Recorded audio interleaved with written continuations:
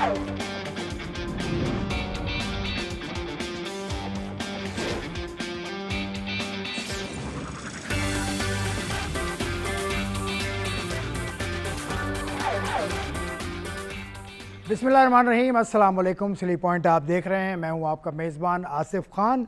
और पाकिस्तान और West Indies का दूसरा टेस्ट मैच जारी है। 2 दिन का खेल हो चुका है। 266 रन पाकिस्तान ने अपनी पहली इनिंग में बनाए हैं और अब भी 78 रन दूरी पर है पाकिस्तान। वेस्ट इंडीज़ के पहली इनिंग के स्कोर 344 रन से बाबर आजम 86 पर नॉट आउट हैं और 107 रन बनाए हैं। अब्दुल्ला शफीक ने ये स्कोर कार्ड आपके सामने है। अब्दुल्ला शफीक और बाबर आजम के अलावा 55 रन बनाए जान उवैस ने और इमाम उल हक ने 14 रन की इनिंग्स के लिए। उसके अलावा पाकिस्तान की बॉलिंग आपके सामने, साजिद ने 4, उबैद ने 2, अली ने 2 और बाकी 2 विकेट्स हासिल की उस्मान ने। उसके अलावा 12 स्कोर कार्ड आपके सामने। 78 रन पाकिस्तान की टीम अब भी दूरी पर है। इस विकेट में क्या तब्दीली हुई 2 दिन में आपने देखा, उस पर बात करेंगे। मेरे एक्सपर्ट्स आपके साथ मौजूद हैं कराची स्टूडियो में। तनवीर अहमद साहब पाकिस्तान के साबिक टेस्ट फास्ट बॉलर और बड़े अच्छे तज्ज़ियाकार हैं, गुज़िश्ता 15-16 बरस से तज्ज़ियाकारी के मैदान में अपना एक अलग मकाम रखते हैं। अस्सलाम वालेकुम तनवीर, कैसे हैं? वालेकुम सलाम। खैरियत से? ठीक अल्लाह है, का लाख लाख शुक्र। खुश हैं? बहुत खुश हूँ। रात को सोए नहीं आप? बहुत अच्छी कल ही तो रात को ज़बरदस्त नींद आई है और आज अगर बाबर ने 100 कर दिया तो बहुत अच्छी नींद चले आई। ये अच्छा, अल्लाह करे बाबर भी 100 करे और हमारा जो अब्दुल्ला शफीक है वो भी रन्स करे, पाकिस्तान बरतरी हासिल करे। दूसरे मेहमान बड़े ख़ास हैं, वीडियो लिंक पर हमारे साथ इंग्लैंड से ज्वाइन कर चुके हैं। पाकिस्तान के लिए गो के कम खेले, लेकिन खेलने के बाद पाकिस्तान को मुख्तलिफ जहतों में इन्होंने सर्व किया। मुल्तान सुल्तान के मैनेजर भी रहे। उसके अलावा पाकिस्तान की अंडर 19 टीम के साथ भी खिदमत अंजाम दी। उसके बाद पाकिस्तान की जो सिलेक्शन कमेटी है 2019 के अवाइल में, उसमें कोऑर्डिनेटर बने। उसके बाद फिर पाकिस्तान के हाई परफॉर्मेंस सेंटर पे डायरेक्टर ये बने। डोमेस्टिक क्रिकेट को संभाला इन्होंने। बहुत सारी इनकी जहतें हैं। Junior premier league, junior super league एक ज़माने में हुई थी, तो उसमें भी इन्होंने खिदमत अंजाम दी थी। नदीम खान साहब, अस्सलाम वालेकुम, कैसे हैं नदीम भाई? वालेकुम सलाम, कैसे आसिफ? तनवीर, क्या हाल चाल है? ठीक ठाक, अल्लाह का शुक्र, ज़बरदस्त। नदीम भाई कैसे हैं? ठीक हैं। नदीम भाई आपसे शुरू करता हूँ। टेस्ट मैच में पाकिस्तान वापस आ चुका है, गिरफ्त अपनी मजबूत कर ली। बैटिंग के ऊपर बात करने से पहले थोड़ी सी बॉलिंग पे बात करूँगा। बॉलिंग में पाकिस्तान ने वही हुआ कि शुरू में आउट किए, फिर दरमियान में पार्टनरशिप लगी, उसके बाद आखिर में विकेट्स हासिल की। ये पाकिस्तान की बॉलिंग का ये मसला रहा है कि दरमियान में विकेट्स नहीं ले पाता। तो इसके हवाले से आपकी राय क्या है? हाँ बिल्कुल इसी तरह का एक ट्रेंड आसिफ नजर आता है कि 4-5 आप आउट करते हैं और उसके बाद एक पार्टनरशिप लग जाती है, कभी 5वीं विकेट पे, कभी 6ठी और कभी 7वीं पे। बहुत दफा इस तरह से ये, और असल में टेस्ट मैचेस यहीं से टर्न होते हैं। आप देखेंगे कि जब ऑस्ट्रेलिया से गिलक्रिस्ट जब खेलते थे तो वो 7वें नंबर पे आके उन्होंने कितने मैच टर्न किए। वो एक बड़े इंपॉर्टेंट जगह होती है, वहां पे हम विकेट नहीं ले पा रहे। तो वजह कोई ऐसी थी। अब देखिए, मोस्ट ऑफ द टाइम तो ये होता है कि आपके पास बॉलर किस तरीके के हैं। अब जाहिर बात है थोड़ा सा पेस अब वो नहीं है हमारे बॉलर्स की जो एक जमाने में होती थी। जैसे स्पेशली जो टेल एंडर्स को हमें आउट करने में प्रॉब्लम होती है, यॉर्कर्स है, बाउंसर्स है, इन स्विंगर, इस तरह की बॉलों पे टेल एंडर्स को जरा प्रॉब्लम होती है। लेकिन हमारे बॉलर्स जाहिर बात है क्योंकि वो स्पीड नहीं है तो इस वजह से मेरे ख्याल से प्रॉब्लम आती है। ठीक है तनवीर, आपकी तरफ आता हूँ। ये प्रॉब्लम है काफ़ी अरसे से, और वेस्ट इंडीज़ की टीम 5वीं दफ़ा पहली इनिंग में 300 करने वाली टीम बनी है। तो ये इस मसले का हल क्या है, या क्या ये मसला क्यों होता है? देखें, जब आपकी जो रैंकिंग होती है, हमारी रैंकिंग 9वें नंबर की है इस वक्त। हाँ ठीक है, वो आईसीसी टेस्ट चैंपियनशिप। हाँ ठीक है, आईसीसी टेस्ट चैंपियनशिप में हमारी रैंकिंग 9वें नंबर की है। तो आपकी रैंकिंग जब ऊपर जाने लग जाएगी ना, तो इसका मतलब ये है कि आपके पास बॉलिंग तगड़ी आ गई है। फास्ट बॉलिंग अगर तगड़ी है तो ऑटोमेटिकली सोचने की ज़रूरत नहीं, आपकी रैंकिंग ऊपर जाने लग जाएगी। इसका मतलब ये है कि आप मैचेस जीतना शुरू हो जाएंगे। क्यों हमसे टेलेंडर आउट नहीं होते? टेलेंडर के साथ हमारे साथ बैट्समैन भी आउट नहीं होते भाई। कभी ना कभी ऐसी कंडीशंस आती हैं जहाँ पे आपके फास्ट बॉलर जिनके नॉर्मल पेस हैं वो नहीं आउट कर पाते, या स्पिनर्स ऐसे आपके पास आते हैं कि जहाँ पे बॉल ज़्यादा ब्रेक नहीं मिल रहा वो नहीं आउट कर पाते। जिस तरह ये जो वेस्ट इंडीज़ की विकेट हमें लग रही है इस टेस्ट मैच की, तो फिर उस पर क्या करेंगे आप? कप्तान कहता है कि यार बाउंसर्स की ट्राई करते हैं, कप्तान कहता है यार तेज़ बॉलर को लेके आओ 150 या 150 प्लस या 90 प्लस जो भी जाता है, ठीक है, वो बॉलर लेके आओ, ठीक है, रिवर्स स्विंग करेगा, अंदर अंदर विकेट्स पे करेगा, मुश्किल डालेगा, बॉल लो भी रहेगा, प्रॉब्लम्स होंगी। लाइक हमने जिस तरह कल बाबर आजम को और अब्दुल्ला शफीक को बैटिंग करते हुए देखा, आपने देखा शमाज जोसेफ जब बाउंसर कर रहा था, दोनों बैट्समैन कंफर्टेबल नहीं हाँ, थे। बाबर उसकी को वजह बहुत थी, अच्छा। उसकी वजह ये थी क्योंकि इवन पेस पे बॉल नहीं जा रहा था। इस पेस के साथ, जिस पेस से वो उसने 149 पे फास्टेस्ट बॉल की है, उस पेस के साथ अगर बाउंसर एक इवन नहीं आएगा तो बैट्समैन पैनिक हो जाएगा कि यार इसको मारूं ना मारूं, छोड़ने में प्रॉब्लम होगी। तो उसमें फिर ये होता है कि बैट्समैन थोड़ा सा घबराया हुआ भी रहता है कि यार अगर इसको आगे आके खेलूंगा तो तेज बॉल कर रहा है, पीछे बाउंसर करेगा, मुझे लग ना जाए बॉल, तो मैं इसको क्या करूं। तो पेस बहुत ज़रूरी है, जिसकी वजह से किमार रोज कभी 70 बॉलें खेल जाता है, वेरेकन 22-25 बॉलें खेल जाता है, या शमाज जोसेफ जो है वो 40-40 रन कर जाता है। उसकी सबसे बड़ी रीज़न ही यही है कि हमारे पास तगड़े फास्ट बॉलर नहीं है। अगर हमारे पास अच्छी तगड़ी फास्ट बॉलर हों, देखें, अगर आपके पास 2 अच्छे तगड़े फास्ट बॉलर एक टेस्ट मैच में खेल रहे हैं और 2 बॉलर नया बॉल करने वाले हों अच्छे, मैं देखता हूँ आप टेस्ट मैचेस कैसे नहीं जीतते। नदीम भाई, बात तनवीर ने की बिल्कुल सही बात है। डोमेस्टिक के सीज़न मैं भी देखता हूँ जाके, डोमेस्टिक के आप डायरेक्टर रहे, ये बार बार जो सिस्टम तब्दील करते हैं, अब 20 टीम्स खेलेंगी अगला जो डोमेस्टिक सीज़न होगा, तो ये इससे क्या फ़र्क पड़ता है, कितनी टीम्स खेलनी चाहिए, अब क्या इस पे आपकी राय है?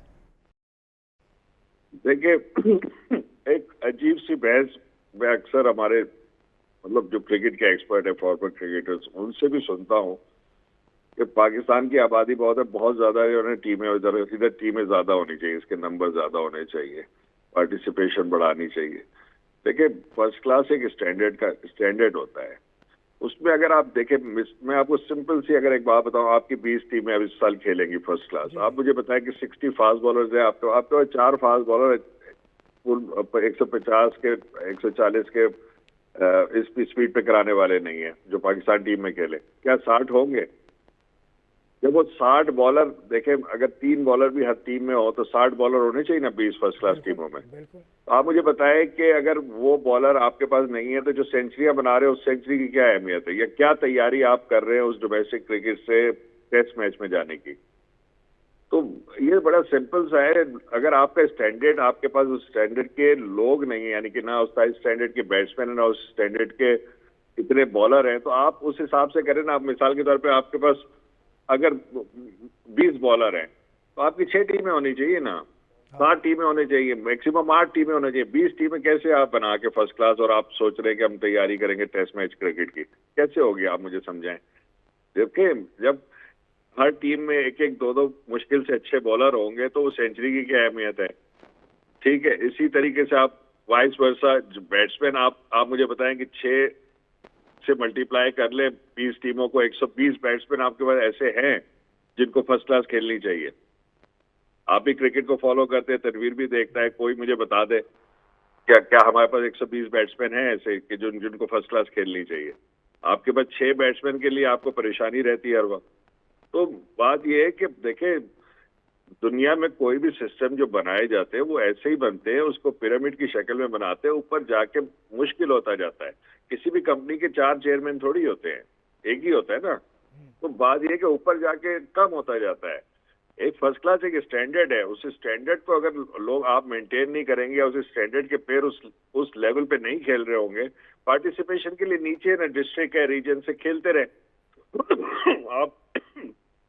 मैं मानता हूं कि किसी भी डोमेस्टिक सिस्टम में पार्टिसिपेशन के लिए जगह होनी चाहिए। तो हमारे पास डिस्ट्रिक्ट है जिसमें तकरीबन 100 डिस्ट्रिक्ट खेलती है। 100 डिस्ट्रिक्ट का मतलब 20 से मल्टीप्लाई करें, 2000 बच्चे तो ऑलरेडी नीचे खेल रहे हैं डोमेस्टिक क्रिकेट फ्रॉम स्टार्ट। तो ऊपर जाके कम होने चाहिए। तो हम ये 20 टीमें बनाने से, मेरा नहीं ख्याल, ये मेरा पर्सनल ओपिनियन है। अब वैसे मैं आपको सिंपल मैथ्स का हिसाब से भी आपको बता रहा हूँ कि क्या हम उसमें स्टैंडर्ड मेंटेन कर सकेंगे। इस दफा आप देखें ना, PSL आपकी 8 टीमों की हो गई 6 से। आप 8 में देख लें स्टैंडर्ड किधर था, आपके सामने है। क्या वही 6 टीमों वाला स्टैंडर्ड था? क्या उसी तरह के बॉलिंग और बैटिंग की आपको परफॉर्मेंसेस नजर आ रही थी? कितनी जगह आपको लगा एक टीम बिल्कुल बॉटम से एंड में जो है ना वो 1-1, 2-2 मैच जीतते वो पहुंच गई फाइनल में। तो आप, क्योंकि आपको आउट ही नहीं कर पा रही ना दूसरी टीम, यानी कि टूर्नामेंट से आउट नहीं कर पा रही है। एक टीम अच्छी परफॉर्म करती है और दूसरे को आउट कर देती है क्योंकि मुकाबला ही नहीं है। अब वो सब ही इतना स्टैंडर्ड नीचे चला गया ना, सिर्फ 8 टीमें करने से। तो ये सब कुछ आपके सामने है, उसके बावजूद जब लोग बात करते हैं तो मैं बड़ा हैरान होता हूँ। वो कहते हैं कि जी क्योंकि आबादी ज्यादा है। तो मैं कहता हूँ फिर चाइना की फिर 40 टीमें बना दे फर्स्ट क्लास क्रिकेट वहां पे को, तो उसकी 40 टीमें बननी चाहिए, क्योंकि उनकी आबादी तो बहुत ही ज्यादा है। ऐसे नहीं होता। फर्स्ट क्लास एक स्टैंडर्ड है, उस स्टैंडर्ड वो टेस्ट मैच से नीचे वो चीज है। फिर हम कहते हैं टेस्ट में हमारी परफॉर्मेंस नहीं होती। वो इसलिए नहीं होती ना कि आप उस गैप बढ़ाए जा रहे हैं ना, ब्रिज, आप उस गैप को ब्रिज करना है between first class and test cricket. अब वो गैप आप अगर बढ़ा देंगे, अगर जो बच्चे फर्स्ट क्लास की परफॉर्मेंस पे ही टेस्ट में सिलेक्ट होते हैं ना, अब मैं नहीं कह रहा कि वो खराब होंगे, लेकिन क्या उनकी परफॉर्मेंस की इतनी वैल्यू होगी कि वो इस तरह के बॉलर्स को खेल रहे हो? ठीक है 60वें नदीम नंबर भाई, का आप पॉइंट आ गया, बड़ा अच्छी तरह से आपने तफसील से बता दिया। आप इस टेस्ट मैच की तरफ तनवीर आते हैं। 2 बैट्समैन बाबर आजम और अब्दुल्ला शफीक, परफॉर्मेंस बहुत अच्छी है। अब्दुल्ला शफीक के आप खिलाफ थे कि इसको, नहीं, मैं खिलाफ नहीं था। आपने कहा है प्रोग्राम में नहीं, मैं खिलाफ कि नहीं उसको नहीं सिलेक्ट होना चाहिए। मैंने खिलाफ, लेकिन इसकी परफॉर्मेंस से पहले आपने कहा था। हाँ, मैंने ये मैं क्रेडिट आपको और मैंने साथ में ये भी बात बोली थी कि अगर आपने वेस्ट इंडीज़ जो ये लीग खेल रही थी, लाहौर कलंदर की टीम जो खेल रही थी अभी, अगर ये वहाँ पे था, उससे पहले आपने टेस्ट टीम में उसको सेलेक्ट नहीं किया था। ये जो हमारी टेस्ट टीम थी, ये वेस्ट इंडीज़ और इंग्लैंड के टूर के लिए सिलेक्ट हुई थी। तो आपने किस वक्त उसको सिलेक्ट किया? जब शान मसूद अनफिट हुआ, तो एज आ ओपनर या तीसरे नंबर की सूरत में आपने उसको सिलेक्ट किया। मैंने ये बात की थी, मैंने बोला था कि अगर वो इतना अच्छा प्लेयर इस सिलेक्शन कमेटी की नज़र में था तो वो फिर पहले ही सिलेक्ट हो जाना चाहिए था। बेशक शान मसूद होता या नहीं होता, आपको फिर सिलेक्ट करना चाहिए था, क्योंकि इससे पहले भी अगर उसने इंग्लैंड के अगेंस्ट 100 किया हुआ था, या पिछले साउथ अफ्रीका के लिए एक 57 की इनिंग खेली हुई थी, तो उसने आज भी इस टेस्ट में भी 100 की है। तो अगर आप ये समझते टेक्निकली इतना अच्छा प्लेयर था तो फिर आपको उसको सिलेक्ट करना चाहिए था। मैंने ये बात बोली थी कि अगर आप अब्दुल्ला शफीक को नहीं सिलेक्ट करते तो ऑलरेडी हमारे पास 3 ओपनर्स हैं, ठीक है, तो आप उसकी जगह कामरान गुलाम को ले लें या उरैरा को आप ले लें, ठीक है, उरैरा भी ऊपर के नंबर्स पे वो खेलता है, तो आप उसको ले लें, जिस पे मैंने बोला था कि यार उनका हक नहीं है कम बैक करने का। ये आप देख लें, मैंने कहीं ये नहीं बोला कि वो अच्छा प्लेयर नहीं है, बुरा प्लेयर है, उसको सिलेक्ट क्यों की नहीं करना चाहिए था। मैंने इस वजह से ये बात की थी। बाकी ठीक है, जो उसके अगेंस्ट थे उसने पूरा फ़ायदा उठाया उस चीज़ का, उसने समझा कि नहीं यार ये विकेट ऐसी है जहाँ पे मैं 100 भी कर सकता हूँ और अच्छी परफॉर्मेंस दे सकता हूँ। और बाबर ने इसको किताबी कहा है, किताबी मतलब बुके। देखिए बाबर उसको इस वजह से ज़्यादा पसंद कर रहा है क्योंकि जाहिर सी बात है वो भी उसी तरीके से खेलता है जिस तरह बाबर आजम की टेक्निक है। टेक्निकली दोनों अच्छे प्लेयर, और आपको ये भी याद होगा, वो भी आप मेरा क्लिप चला दीजिएगा निकाल के, जिस पे मैंने 3 दिन पहले या लास्ट वीक मैंने बोला था कि आपकी टेस्ट क्रिकेट के अंदर, स्पेशली मैंने टेस्ट की बात की थी, आप हमेशा उस टाइम बड़े रन्स करेंगे, आप 500-600, जहां पे आपके टेस्ट क्रिकेट के अंदर 3 से 4 बैट्समैन टेक्निकली बहुत अच्छे होंगे, तब जाके आपकी टीम 500-600 रन्स करेगी। अदरवाइज बहुत कम होगा जो खुला डुल्ला खेल। देखिए ये मेरी बात हमेशा याद रखिएगा, जो सिलेक्शन खुले डुल्ले प्लेयर की, जो खुला 170 के करीब की, देखिए जो खुला डुल्ला प्लेयर खेलने वाला है ना, अगर आप उसको टेस्ट क्रिकेट में सिलेक्ट करते हैं ना, तो सिर्फ आपकी एक ही सोच है, मॉडर्न डे क्रिकेट, बस खत्म। आप मॉडर्न डे क्रिकेट की सूरत में आप उस लड़के को टेस्ट क्रिकेट में लेके आते हैं, स्पेशली आप उसको ओपनर लाते हैं कि यार ये मॉडर्न डे क्रिकेट चल रही है, खुला डुल्ला खेलो। वो चल गया तो उसने खुले डुल्ले रन करने और उसने तहस नहस कर देना एक सेशन के अंदर। ठीक है, लेकिन जब आपने 500-600 रन करने हैं तो उसके लिए 2 से 3 टेक्निकली स्ट्रॉन्ग प्लेयर होने चाहिए। नदीम भाई, आपका ताल्लुक, क्योंकि आप जूनियर लीग के साथ भी आप रहे हैं, तो ये क्या आपने पिरामिड की बात की थी कि ऐसा होना चाहिए, तो ये जूनियर लीग का आइडिया कैसा था? ये ख़त्म कर दी एक ही सेशन के बाद, उसमें अच्छे लड़के आए थे, शामिल हुसैन था और भी लड़के हमने देखे थे उस लीग में। हाँ देखिए, बात ये कि लोग, हम एक चीज को अंडरस्टैंड करें कि देखिए पाकिस्तान 3 फॉर्मेट्स में दुनिया में कॉम्पीट करती है। हमें बहुत ज्यादा लोगों को ये शिकायत थी कि जी बच्चों को जो है ना आप T20 क्रिकेट खिला रहे हैं, उनकी टेक्निक पे फर्क पड़ेगा। बट आपको अब अर्ली आइडेंटिफाई करना पड़ेगा T20 के लिए कौन है, टेस्ट क्रिकेट के लिए कौन है और वनडे के लिए, क्योंकि आपने तीनों फॉर्मेट खेलने तो है ना, हमें एक्सेप्ट करना चाहिए। ये T20 में भी पाकिस्तान रिप्रेजेंट करता है, तो काफी लोग इसके अगेंस्ट है। और फिर मेरे ख्याल उसका खर्चा ठीक ठाक था, स्पॉन्सरशिप हमें उस तरह से नहीं मिली थी क्योंकि बहुत जल्दी में किया था। बट अगर आप उसको क्रिकेटिंग उससे देखेंगे तो बहुत फायदा हो, उसमें काफी प्लेयर आइडेंटिफाई हुए थे और उसका स्टैंडर्ड भी काफी बेहतर था, चाहे वो फील्डिंग स्टैंडर्ड हो, परफॉर्मेंस का स्टैंडर्ड हो, बहुत मेरे ख्याल से हमें करनी चाहिए वो चीज। मेरे हिसाब से वो क्रिकेटिंग पॉइंट ऑफ व्यू से सक्सेसफुल थी, हाँ फाइनेंशियली नहीं थी। और उसमें बड़े बड़े कोचेस भी आए थे। नदीम भाई इसमें जूनियर लीग की बात हाँ, कर रहे जूनियर हैं। अच्छा ये नदीम भाई दो छोटे छोटे से सवाल मैं आपसे करूंगा। अच्छा एक तो आपने ये जूनियर लीग की बात की ना, तो कुछ लोगों की सोच ये थी कि ये जूनियर लीग होने की वजह से पाकिस्तान में जो है ना वो पेरेंट्स जो अपने बच्चों की एज कम करवाने लग जाएंगे। एक चीज़ ये भी काफ़ी बातें होने लग गई थी। दूसरा एक सवाल ये अच्छा हो गया आज आप इस शो में बैठे हैं तो मैं ज़रूर आपसे ये पूछना चाहूँगा, क्योंकि ये नेशनल क्रिकेट एकेडमी में जो इस वक्त मुझे चीज़ें नज़र आती, खुला डुला माहौल लगा हुआ है, खुले डुल्ले कोचेज़ आ रहे हैं, जिसने आना जाना है कोई मसला नहीं है, कोई रोक टोक मुझे वहाँ पे नज़र नहीं आती। ये सवाल इस वजह से आपसे पूछ रहा हूँ क्योंकि जब आप डायरेक्टर थे कुछ प्लेयर्स आपसे नाराज़ थे, वो आपको पता है, मैं नाम नहीं लेना चाहता, वो कहते हैं कि जी ये नेट नहीं करने देते हैं, 2 साल हो गए हमें, ये 2 साल जो है मतलब जो करंट क्रिकेटर होगा वो आ सकता है एकेडमीज़ के अंदर, उससे ज़्यादा हो गया वो नहीं आ सकता। तो कुछ लोगों ने आपके ऊपर सवालात किए कि यार ये क्यों हमें रोक रहे हैं। मुझे ये बताएं कि आप जिस टाइम जो चीज़ें जिन चीज़ों से रोक रहे थे वो क्या चीज़ें थी? यहाँ तो खुला डुल्ला लगा हुआ, जो भी आ रहा जा रहा है, कोई मसले मसाइल नहीं है। हाँ, क्योंकि नदीम भाई ये सवाल इसलिए पूछा कि अब पाकिस्तान क्रिकेट बोर्ड इन चीज़ों को वाज़ेह करता नहीं है, आपके हवाले से ये बातें थी तो तनवीर ने आपके सामने ये सवाल रखा। हाँ देखिए, बात ये है कि तनवीर, जब मैं गया हूँ तो मैंने एक एसओपी बनाई थी और वो बड़ी सिंपल सी थी कि इसके यूजेज की क्या एसओपी होनी चाहिए। देखिए हर इदारे की एसओपीज होती है, तो हमने एक डॉक्यूमेंट बनाया था, उसमें ये था कि दो साल के अंदर चाहे जूनियर लेवल से टॉप लेवल तक पाकिस्तान को रिप्रेजेंट करेगा वो फैसिलिटीज यूज कर सकता है। अब देखिए लाहौर में अच्छे खासे ग्राउंड है वैसे भी ना, तो अगर जो फैसिलिटी हमने बनाई है, हाई परफॉर्मेंस सेंटर या आप उसको नेशनल क्रिकेट एकेडमी कह लें या जो भी कह लें आप, जो एक बेहतरीन फैसिलिटी है, तो उनको यूज तो नहीं कोई करना चाहिए ना, जो पाकिस्तान की टीम की तरफ जा रहे हो या पाकिस्तान टीम में हो या करीब करीब किसी परफॉर्मेंस की वजह से, इंजरी की वजह से बाहर हुए हो। तो हमने एक 2 साल का पीरियड रखा था। अब हमारे फॉर्मर प्लेयर जो काफी अर्सा पहले खेले हुए थे वो भी चाहते थे कि हम अंदर आके प्रैक्टिस करें, तो जो बच्चे आ रहे हैं आगे जिनका फ्यूचर है या जो खेल रहे हैं वो किधर जाएंगे?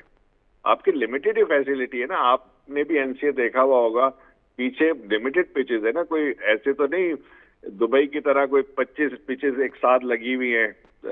यहाँ तो आपके मेरे ख्याल से टोटल 8 पिचेस है, उसमें से भी हम 4 से 5 इस्तेमाल कर पाते हैं क्योंकि बाकी वो थोड़ा साइड में हो जाती हैं। तो आपको उसको लिमिटेड करना पड़ेगा और लिमिटेड उन लोगों के लिए करना पड़ेगा जिनको आप देख रहे हैं कि पाकिस्तान टीम में खेलने जाने वाले हैं, या जो प्रॉमिसिंग है, या फिर जो ऑलरेडी पाकिस्तान टीम में खेल रहे हैं या वो रिसेंटली बाहर हुए हैं। तो ये सिंपल सी एसओपी थी, तो उसको मैंने ये किया है जरूर कि हाँ मैंने उसको फिर सख्ती से उसको इम्प्लीमेंट किया है। उसमें नाराजगियां हुई हैं, लोग नाराज हुए हैं मुझसे, मुझे भी पता है, मेरे पास आते थे, लड़ते थे, सब कुछ है, लेकिन मैंने कहा ये एक एसओपी है, बस इसको आपने फॉलो करना है, हमने सबने फॉलो करना है। आप जिस दिन टीम में आएंगे आप आ जाइएगा एनसीए में आके प्रैक्टिस करने। अब अगर आप टीम में आ ही नहीं सकते, आपको रिटायर हुए 4 साल हो गए, तो मैं आपको कैसे इजाजत दे दूं कि आप इन बच्चों के साथ प्रैक्टिस करें? तो ये सिंपल सी चीज। मुझे भी पता है वो कौन प्लेयर से जो वो असल में मसला पता क्या होता है, वो ये बहुत दफ़ा बहुत अरसे से ये चीज़ें चलती हुई आ रही हैं ना कि नेशनल क्रिकेट एकेडमी जाओ, बैठो, उठक बैठक करो, नेट सेशन तो करो, आपके ख्याल में वहीं सही से फैसला था नदीम साहब का? बिल्कुल, तो यही तरीक़ेकार होना चाहिए ना, यही तरीक़ेकार बस होना ठीक है। चाहिए इस कि पर भाई जो भी आता है वो एक एसओपी बनाता है ना। अभी जो मसले मसाइल चल रही है उससे पहले भी चीज़ें होती थी, हम तो जा चुके हैं ना नेशनल क्रिकेट एकेडमी। भाई ये नेशनल क्रिकेट एकेडमी लड़कों का एक तरीक़ेकार होता था, यहाँ जाओ, सिलेक्टर भी आते हैं, उठो बैठो गपशप करो, नेट सेशन करो, उनके सामने अच्छी बॉलिंग करो, बैटिंग अच्छी करो, वो नज़रों में आएंगे, ओ जी कितना चंगा प्लेयर है, एनू ला दो पाकिस्तान टीम के अंदर खड़ा दो एनू। तो वो एक टैक्टिस होती थी कि एनसी के अंदर जाते रहो, वहाँ जाके अभी जो कुछ प्लेयर्स की मैंने भी बात की, ठीक है ना, या नदीम भाई भी कुछ प्लेयर्स की बात करें, उनका तरीक़ेकार ही यही था कि वो जाना ही इसलिए जाते थे। और वही प्लेयर अभी नेशनल क्रिकेट एकेडमी में फिर नजर आते हैं, 24 घंटे वहां नेट कर रहे हो तो सब कुछ, हालांकि कोई काम धंधा नहीं है ना, उनको कोई रीजन सेलेक्ट करता है ना उनको कोई खिलाता है, सब उन्हीं लोगों का काम है। तो ये तरीक़ेकार है पाकिस्तान टीम में कम बैक करने का। ब्रेक का वक्त है, उसके बाद नदीम भाई आपकी तरफ मैं आऊँगा कि पाकिस्तान के जो अब डायरेक्टर हैं या पाकिस्तान के एनसीए में बैटिंग कंसल्टेंट हैं या पाकिस्तान की कराची एकेडमी के साथ लगे हुए हैं या और किसी जिम्मेदारी पे वो सिलेक्टर्स भी हैं, इस हवाले से आपकी राय मैं जानना चाहूँगा एक ब्रेक के बाद।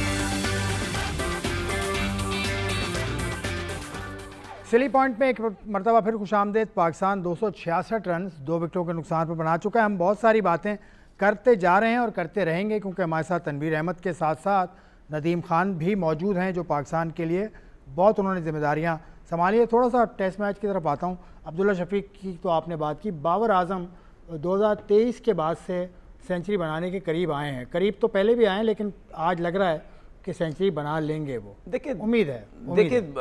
देखिए सीधी बात है, हमारी तो दुआ है, मेरे ख्याल में आपकी भी होगी। बिल्कुल है। पाकिस्तान के वो लोग, मैं उनके लिए बात कर रहा हूँ जो उसको लाइक करते हैं। मैं हेटर्स की बात ही नहीं कर रहा, ठीक है ना, मैं उनकी बात नहीं कर रहा। आप दुआएं करें ना, वो तो वैसे ही उसके पीछे पड़े रहते हैं कि कुछ ना करे। और ठीक है, सुबह उठ के जब वो मैच देखेंगे वो तो सोचेंगे यार ये 100 ना करे, फिर हमारी जो है वो दुकान चमक जाएगी यूट्यूब के ऊपर। तो जो लोग बाबर को पसंद करते हैं वो तो ज़रूर दुआ कर रहे होंगे कि यार जो है इसको 100 करना चाहिए। बिल्कुल 100 करना चाहिए। पाकिस्तान की क्रिकेट के लिए बहुत बेहतर है, पाकिस्तान क्रिकेट के लिए बेहतर, उसके अपने लिए बहुत बेहतर है, टीम के लिए बहुत ज़रूरी है, ठीक है। और मेरी पूरी दुआ है कि अल्लाह करे कि बाबर आजम 100 करे।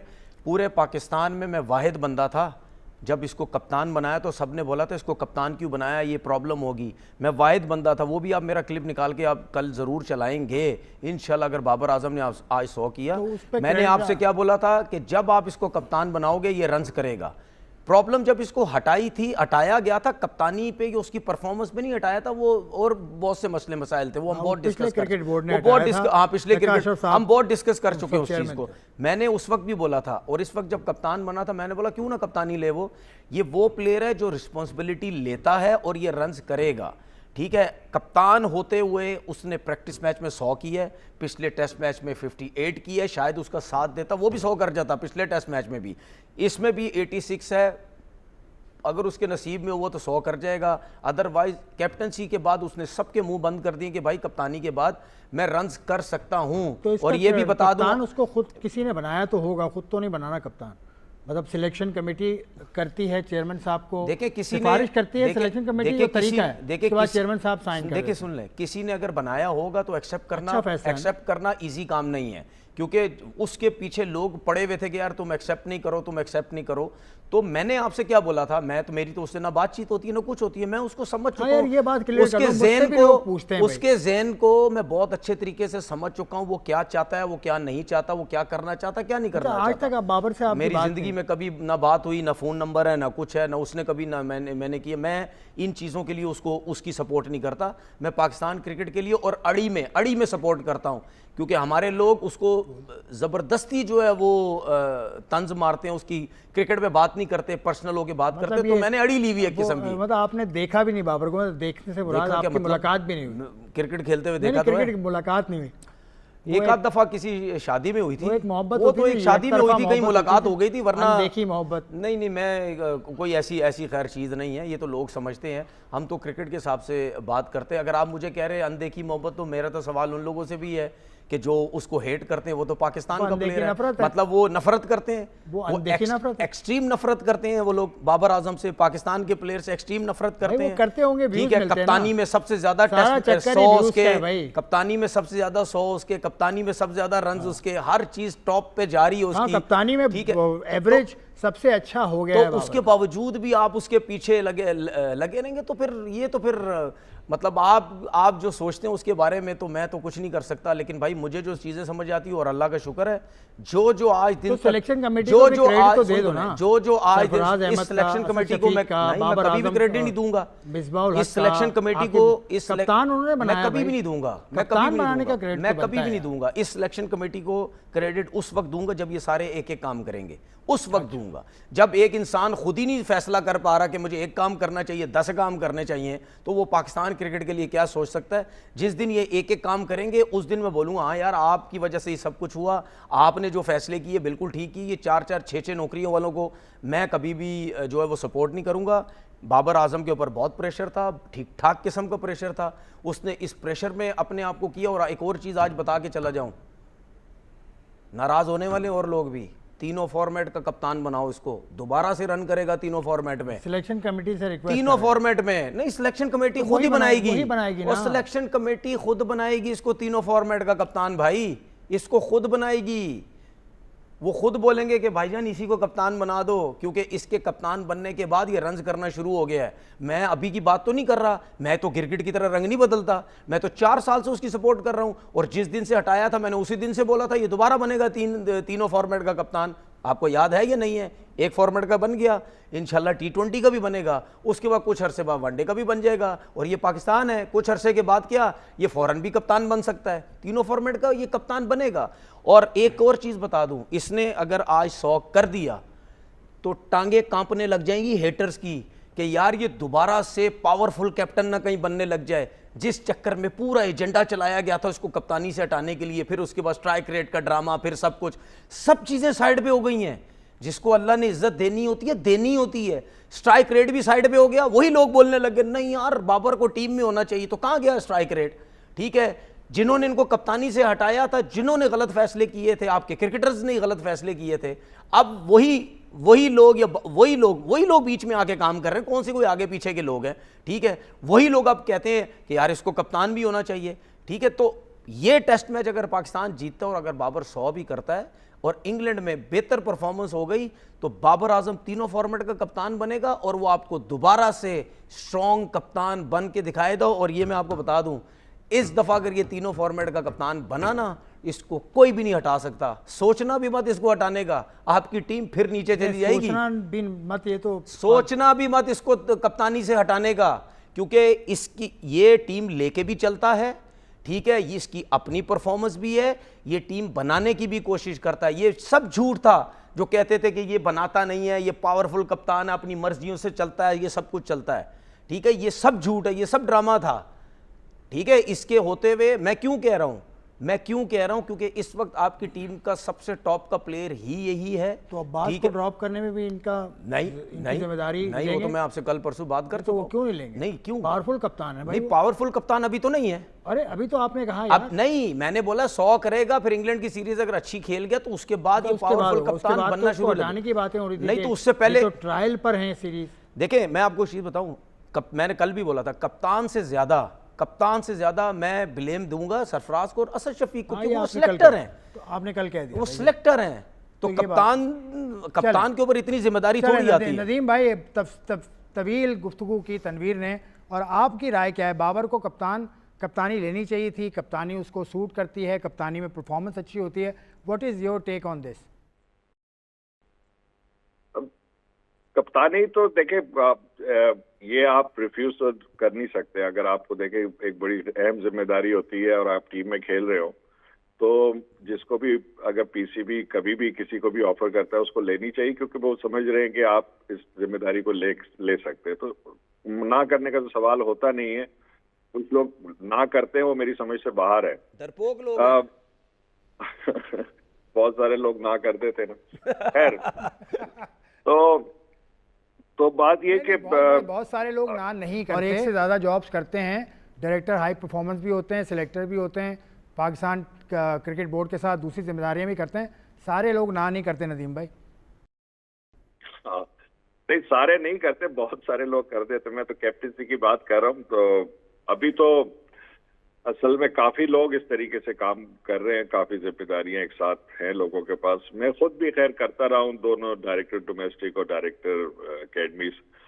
काम बहुत ज्यादा होता है, आज से बहुत मुश्किल होता है, आसान नहीं होता। बड़ा मुश्किल होता है। मैं तो असल में मेरी फैमिली इंग्लैंड में थी, मैं पाकिस्तान में था, तो मैं तो रात को 8 और 9 बजे तक ऑफिस में बैठा रहता था, जो भी काम है करते रहते थे। इवन छुट्टी के दिन भी ऑफिस में होते थे। बट बहुत मुश्किल होता है। और एक वक्त में बल्कि एक मीटिंग खास तौर पे हुई थी कि मेरी जिम्मेदारियां कम की जाएं कि क्योंकि मैं जो है ड्रेन ही ना हो जाऊं तो वो क्रिकेट बोर्ड वालों ने बड़ी मेरे लिए वो की थी कि जो है इसकी जिम्मेदारियां थोड़ी कम करो, क्योंकि ये इतना काम करने से तबीयत ही ना खराब हो जाए। तो ये होता है, वो मुश्किल होता है। अभी जो लोग कर रहे हैं, कैसे कर रहे हैं, बड़ा मुश्किल काम है, आसान नहीं है। आप समझते हैं कि selection is a part time job? ये सिलेक्ट आकिब जावेद कह चुके हैं हमारे प्रोग्राम में।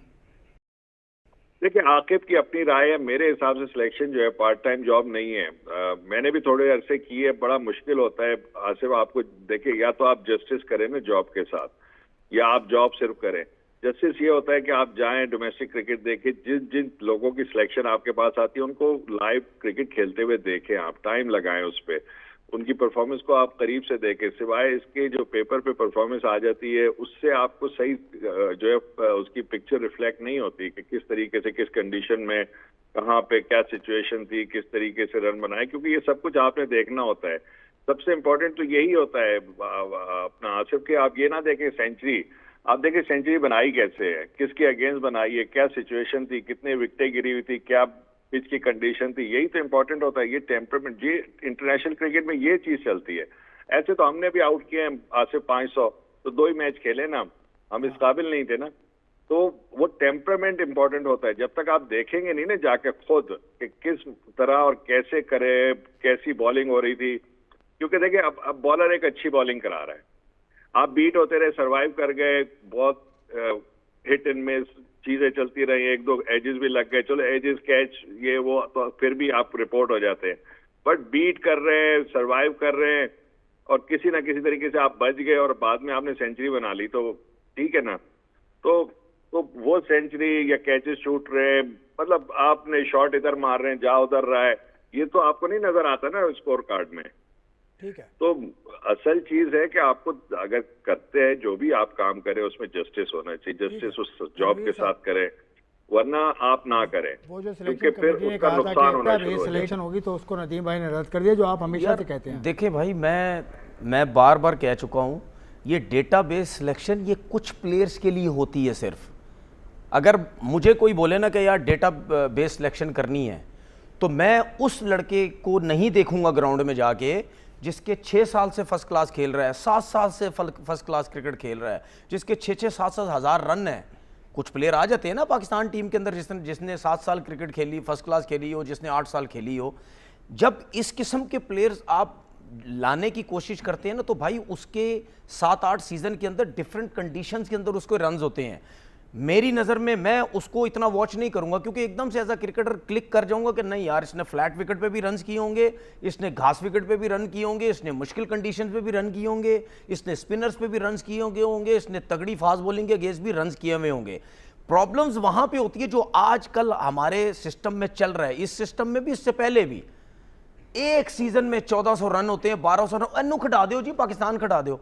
आप एक 1200-1400 रन किसी एक बंदे ने सीजन में किए हो, आप कैसे अंदाजा लगा सकते हैं कि यार ये बच्चा अगले सीजन 600 भी कर पाएगा या नहीं कर पाएगा, अगले सीजन अनफिट होगा, पैर चलेंगे नहीं चलेंगे, क्या मसले मसाइल हैं। ठीक है, लेकिन मैं क्या करूंगा, जिस लड़के ने 1400 रन किए ना, अगर मैं सिलेक्टर हूं, मेरे हाथ में जिसने 1400 रन किए, मैं अपने स्काउट्स को ये बोलूंगा या अपने सिलेक्टर्स को ये बोलूंगा, ये बच्चा है, इसको नेक्स्ट सीजन में और वॉच करें जाके, ये नेक्स्ट सीजन में क्या करता है। क्या नेक्स्ट सीजन में ऐसे ही पैर चलते हैं इसके? क्या नेक्स्ट सीजन में 1400 नहीं, मुझे 1400 नहीं चाहिए, क्या ये नेक्स्ट सीजन में 800 रन भी कर देगा? ठीक है, फिर मैं बोलूंगा कि यार इसको 2-3 सीजन देखो, क्या कंसिस्टेंट ये 2-3 सीजन ये रन्स कर रहा है। अगर 2-3-4 सीजन ये कंसिस्टेंट रन्स करेगा, भाई मैं इधर सिर्फ कैपे बांटने के लिए नहीं देखूंगा, मैं उसको पक्का करूंगा कि यार ये अच्छा प्लेयर है, 3-4 सीजन इसको देखा है। ये मैं एक प्लेयर की मिसाल दे रहा हूं, हम बहुत से प्लेयर इस तरह वॉच करेंगे जिसमें बॉलर्स भी होंगे। अगर किसी बॉलर ने एक सीजन 50 आउट किए हैं तो मैं उसको पाकिस्तान नहीं खिलाऊंगा। ये डोमेस्टिक क्रिकेट की खामियों पर बात हो रही थी। नदीम खान साहब मौजूद हैं, तनवीर अहमद भी मौजूद हैं। एक ब्रेक लेता हूं, ब्रेक के बाद आके डिस्कशन को आगे बढ़ाऊंगा। कुछ और बातें डिस्कस करने के लिए।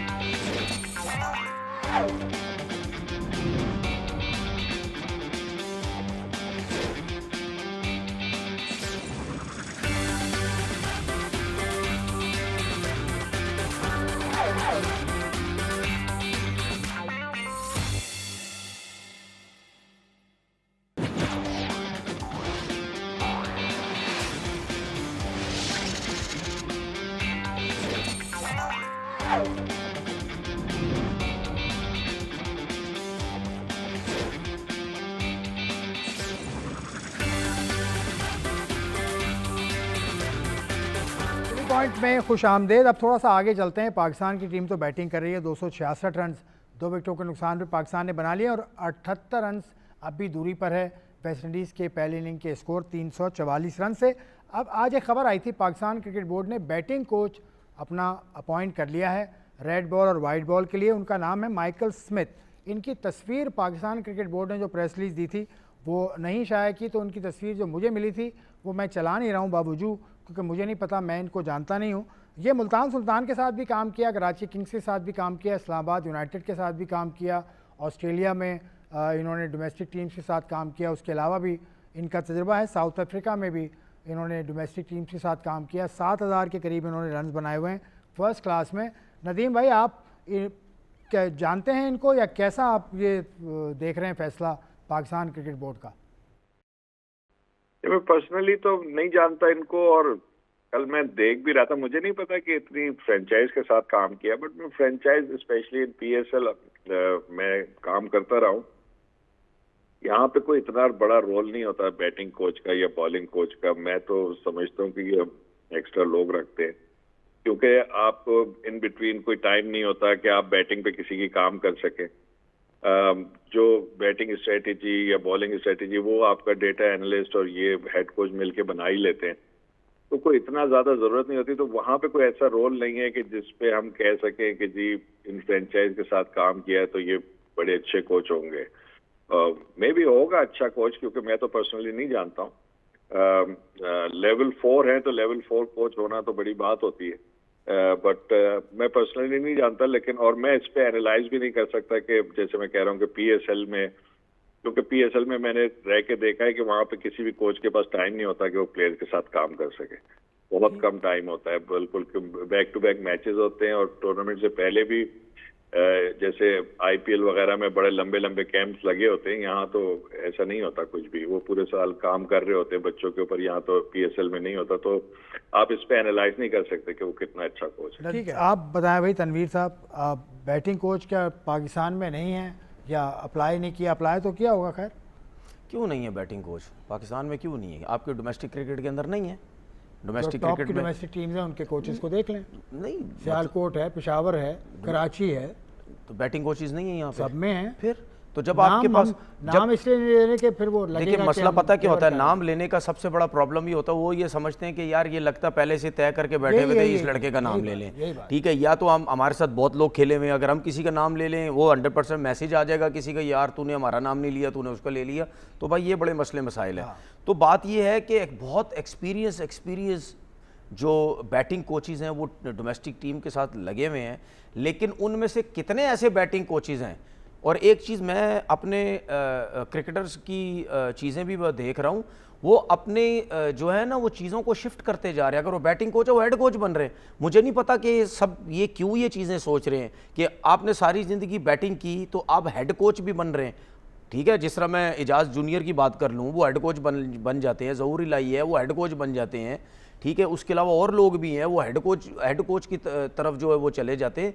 तो सारी ज़िंदगी अगर सब ने बैटिंग कोच की है, शायद अनवर की मैं बात कर लूँ, वो हेड कोच बन जाते हैं। मैं ये नहीं कह रहा वो गलत काम कर रहे हैं, मैं ये कह रहा हूँ कि अगर आपने सारी ज़िंदगी बैटिंग की तो आप हेड कोच का फैसला आप लोग क्यों सारे कर रहे हैं? क्या इस वजह से हेड कोच का फैसला कर रहे हैं कि यार हेड कोच की जॉब आगे आसानी मिल जाएगी, या पाकिस्तान में अगर हम हेड कोच बने तो हम पाकिस्तान टीम के भी हेड कोच बन सकते हैं, या हम हेड कोच के साथ साथ हम बैटिंग की भी टिप्स देते रहेंगे, बैट्समैन की इतनी ज़रूरत नहीं होगी? अगर आप लोग सारी ज़िंदगी बैटिंग की, तो अगर आप सिर्फ टिप्स दें बैटिंग की, या as a consultant batting coach कहीं भी जाके लग सकते हैं, आप किसी भी जगह लग सकते हैं, तो उससे फिर सबको जो है वो फ़ायदा भी हो सकता है। इस तरीके से हमारे कितने बैट्समैन जो हैं, जो पाकिस्तान टीम में बैटिंग कोच जा सकते थे, वो तो हेड कोच बने हुए सारे, वो हेड कोचिंग की तरफ चले गए हैं। लेकिन बात सीधी ये है कि एक चीज़ तो हमें तय करनी पड़ेगी कि क्या हम एक तरफ हमारा हेड कोच बगैर कोचिंग, बगैर एक्सपीरियंस के, बैटिंग कोच असद शफीक बगैर एक्सपीरियंस के हम लेके आते हैं, तो उसने कोचिंग कोर्सेज किए हुए, तो ये चीज़ें मुझे समझ नहीं आ रही कि आप अगर इंटर शफीक और सरफराज तो इंटरम है। मैं यही कहने लगा था। देखिए ये मेरी बात हमेशा याद रखें, पाकिस्तान टीम के अंदर टॉप लेवल के ऊपर कभी भी इंटरम, किस्तों पे लेके आ जाओ, आसरे पे रख लो, चांस पे रख लो, रख लेंगे, देख लेंगे, भाई ये टॉप लेवल पे ये चीज़ें नहीं चलती हैं, टॉप लेवल पे नहीं चलती हैं। टॉप का मतलब ये होता है आपके टॉप क्लास एजुकेटेड लोग, पढ़े लिखे लोग, पढ़े लिखे कोचेस का हेड कोच नहीं आया, तो ये किसकी गलती है? एक साल से किसकी गलती है? हमने सरफराज को लगा के हम चुप करके बैठ गए हैं, बस हम चुप करके बैठ गए हैं, बस खत्म होगी बात कि यार देखी जाएगी जी, आ जाएगा कोई किसी ने सीवी हमें दे दी, किसी ने हमें फोन कर दिया तो हम रख लेंगे। भाई इंटरम हेड कोच आप लोगों को समझना चाहिए, आपकी पूरी दुनिया में बेइज्जती होती है कि हम बगैर कोचिस के चला रहे हैं, इंटरम हेड कोच चला रहे हैं, 4-4 नौकरियां कर रहे हैं, हम उनको चलाई जा रहे हैं। नदीम भाई आपसे आखिरी सवाल, ये इंटरम सेटअप ही चल रहा है पाकिस्तान की टेस्ट टीम के साथ, खासकर इनके हेड कोचेस नहीं आ सके, अब बैटिंग कोच तो आ गया है, लेकिन ये क्या सिलसिला है? आप क्योंकि बाहर ज़्यादा होते हैं, अभी भी आप इंग्लैंड में, इस हवाले से कुछ लोग बात करते हैं पाकिस्तान के बारे में कि इनके यहाँ तो कोई मुस्तकिल सेटअप ही नहीं है कोचिस के हवाले से? देखिए, कोई भी सिस्टम, कोई भी चीज़ चलाने के लिए कंसिस्टेंसी ज़रूरी होती है। तो यहाँ पे यही बात होती है कि पाकिस्तान की क्रिकेट वेरी इनकंसिस्टेंट, चाहे वो परफॉर्मेंस से लेके और अपॉइंटमेंट्स तक, चाहे इवन टॉप अपॉइंटमेंट्स भी जो पाकिस्तान क्रिकेट बोर्ड के साथ होती है। और उसका देखिए, हर कोई जो भी आता है ना, मैं किसी की नीयत पे या किसी की काम पे वो नहीं शक करता, या ना मैं समझता हूँ हर कोई अपने लिए तो बेहतर ही करने की कोशिश करता है, बट क्योंकि इतनी चेंजेस होती है कि उसका इम्पैक्ट जो है ना आपकी टीम पे ऊपर आता है। तो तनवीर की बात से मैं एग्री करता हूँ कि इसको हमें परमानेंटली इसका सोल्यूशन निकालना पड़ेगा। फिर हम एक्सपेक्ट करते हैं कि टेस्ट टीम परफॉर्मेंस देगी, तो परफॉर्मेंस अगर आप इनकंसिस्टेंसी रहेगी, देखे जो भी कोच आएगा, जो भी स्टाफ होगा, हर कोई अपने तरीके से काम करेगा, वो बेहतर ही करने की कोशिश करेगा, बट वो डिफरेंट होगा दूसरे से। तो कोई आप कंसिस्टेंसी अगर हम रखे, जो स्टाफ है कि भाई 4 साल 5 साल के लिए, तो प्लेयर्स को भी क्लैरिटी होगी। तो जब इनकंसिस्टेंसी होती है तो उसमें मसाइल आते हैं। तो मैं अग्री करता हूँ कि परमानेंटली हमें सोल्यूशन इसका निकालना होगा, वरना आप एक्सपेक्ट ना करें बार बार कि पाकिस्तान टीम अच्छा परफॉर्म करेगी और मुसलसल परफॉर्म करेगी। ठीक है नदीम भाई, बहुत बहुत शुक्रिया। अगले प्रोग्राम तक के लिए किसी प्रोग्राम में आपको हम फिर ज़हमत देंगे। आपका बहुत बहुत शुक्रिया, आपने बड़ी तफसील के साथ तमाम मौज़ूआत पर बात की। तनवीर, थोड़ा सा शिफ्ट करता हूँ, अभी मैं अखबार पढ़ रहा था सुबह, तो उसमें खबर लगी कि गौतम गंभीर के ख़िलाफ़ सीनियर प्लेयर्स ने शिकायत कर दी किसी से, मतलब खबर है पाकिस्तान के बड़े अखबार में, शिकायत की कि ये अपनी चलाते हैं, लड़कों को इज्जत नहीं देते। मैं श्रीलंका, मैं आपके सवाल को रिजेक्ट करता हूं। नहीं, मैंने ये कहा, सुने मैं आपके सवाल को रिजेक्ट करता हूं। आप रिजेक्ट कर दें, क्योंकि जिस दिन ये पहले दिन बना था, मैंने बोला था इसको फारिग इसीलिए कहा कि फर्स्ट डे से आप कह रहे हैं, हालांकि उसके अंदर आप वर्ल्ड कप भी जीते, लेकिन वो श्रीलंका जाएगा तो वो दौरा उसके मुस्तकबिल का फैसला करेगा। मैं बंदे को बहुत अच्छे तरीके से समझ जाता हूँ, उसके एटीट्यूड, उसके तरीक़ेकार। किसकी बात कर रहे हैं? मैं बंदे को बहुत अच्छे तरीके से समझ जाता हूँ, उसके एटीट्यूड, जनरल उसके एटीट्यूड से, उसके बोलचाल से, उसके तरीक़ेकार से। ठीक है, ये लोग बेवकूफ़ होते जो कहते हैं इसको समझ नहीं सके, उसको समझ नहीं सके। हम बहुत अच्छे तरीके से लोगों को समझ जाते हैं। ठीक है, चाहे हमारे अपने लोग हैं, चाहे गौतम गंभीर है। मैंने पहले दिन बोला था कि ये जिस दिन आएगा टीम बर्बाद कर देगा। मैं तो उसके साथ उठता बैठता तो नहीं हूँ ना, या मेरी को उसकी मेरी नहीं उठता बैठता, मतलब जिस तरह साथ उठना बैठना, यारी दोस्ती, ये सब मेरी को इसके साथ थोड़ी है। लेकिन मैं उसके लोगों से या उसके जो अपने क्रिकेटर जिस तरह उसके एटीट्यूड के बारे में बात करते थे, उसको गुस्सा, ये चीज़ें फलाना, गुस्सा तो चलो आम आदमी को भी आता रहता है, उसके बावजूद बहुत सी ऐसी चीज़ें थी जो मुझे नज़र आता था कि यार ये टीम नहीं चल सकती, और उसने टीम बर्बाद कर दी। और अगर ये सच्ची खबर है तो भाई एंड में ये होना ही यही था। और ये भी आपको बता दूं, अब ये फारिग होने वाला है जल्दी कोचिंग से। चलें ठीक है, और अगर हो गया तो फिर हम आपको कहेंगे कि यार आपने एक और बात की, वो सच हो गई। तो मैं 4 साल से जो बातें कर रहा हूं तो हर चीज़ तो सही बोल हो रही है, हर चीज़ तो होती जा रही है। बहुत सारी बातें हैं वो मैं बता दूंगा, ऑन कैमरा नहीं बता रहा, अभी टाइम लेकिन जो मेरे अगले प्रोग्राम जो मेरी बातें है ना, ये उसके क्लिप नहीं चलाते ना, ये बताते हैं जो इनकी मर्जी की बात होती है फौरन कहते थे आपने तो ये बोला था। स्टार आप हैं, मैं तो साइड हीरो हूँ। आप स्टार आप तो अपनी फील्ड के ब्रायन लारा हैं। Yes, I am the Brian Lara. आपका शुक्रिया, तनवीर अहमद का शुक्रिया, नदीम खान का शुक्रिया, आपका शुक्रिया प्रोग्राम देखने का। मुझे दीजिए इजाज़त, खुदा हाफिज़।